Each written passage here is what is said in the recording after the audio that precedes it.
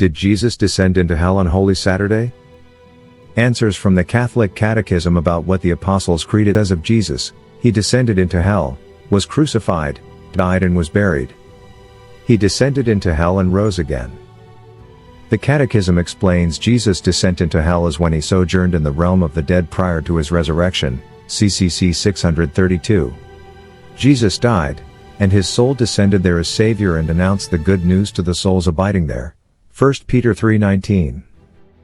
The Bible uses the term hell, Sheol in Hebrew or Hades in Greek, to name to the realm of the dead, where both the righteous and the unrighteous abided and yet not having the beatific vision of God.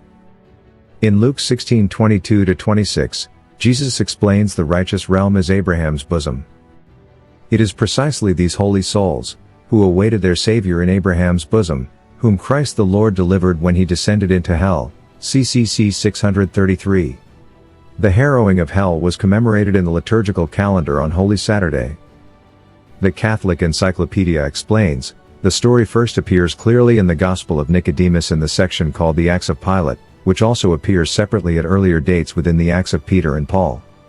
St. Paul teaches, Ephesians 4, that before ascending into heaven Christ also descended first into the lower parts of the earth, and St. Peter still more clearly teaches that being put to death indeed, in the flesh, but enlivened in the Spirit, Christ went and preached to those souls that were in prison, which had been some time incredulous, when they waited for the patience of God in the days of Noah. 1 Peter 3. The Old Testament view of the afterlife was that all people when they died, whether righteous or unrighteous, went to Sheol, a dark, still place. Several works from the Second Temple period elaborate the concept of Sheol, dividing it into sections based on the righteousness or unrighteousness of those who have died. The New Testament maintains a distinction between Sheol, the common place of the dead, and the eternal destiny of those condemned at the final judgment, variously described as Gehenna, the outer darkness, or a lake of eternal fire.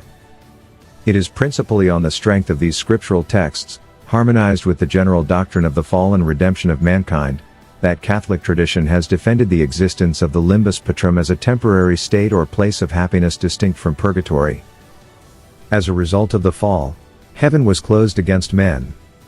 Actual possession of the beatific vision was postponed, even for those already purified from sin, until the redemption should have been historically completed by Christ's visible ascendancy into heaven. Consequently, the just who had lived under the old dispensation, and who, either at death or after a course of purgatorial discipline, had attained the perfect holiness required for entrance into glory, were obliged to await the coming of the incarnate Son of God and the full accomplishment of his visible earthly mission. Meanwhile they were in prison, as St. Peter says, but, as Christ's own words to the penitent thief and in the parable of Lazarus clearly imply, their condition was one of happiness, notwithstanding the postponement of the higher bliss to which they looked forward. And this, substantially, is all that Catholic tradition teaches regarding the limbus patrum, sometimes referred to as hell. Please subscribe to Catholic News World's YouTube channel. Thanks and God bless.